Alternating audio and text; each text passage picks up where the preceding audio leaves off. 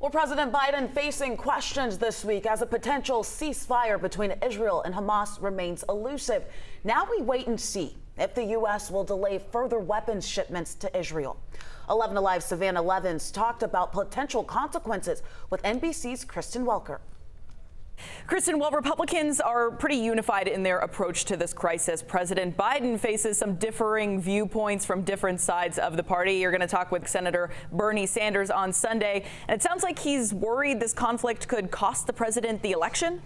Savannah, that's absolutely right. Senator Sanders has compared what is happening in the Middle East to the Vietnam War, saying that this could potentially cost President Biden the election. Now, he did praise President Biden for saying that he would withhold more weapons shipments if Prime Minister Netanyahu made a full-scale invasion into Rafah. And of course, it comes against the backdrop of those protests on college campuses that we've seen all across the country.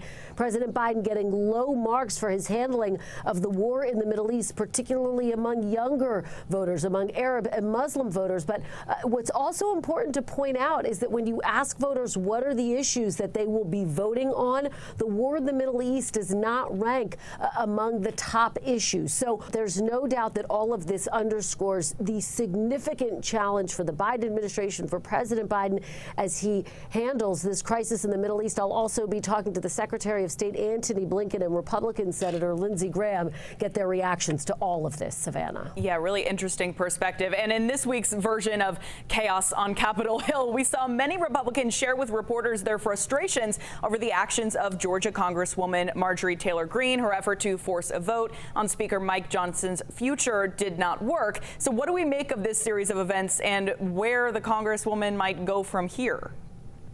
Well, here's what's notable. First of all, I think that Speaker Johnson emerges from this episode in a more emboldened, more empowered way. Now, it is worth noting that the Democrats helped him to hold on to his seat. So you do have some Republicans who are criticizing him for that, including former House Speaker Kevin McCarthy. But look, it's the GOP standard bearer, former President Donald Trump, who effectively sent the message to Marjorie Taylor Greene to back off.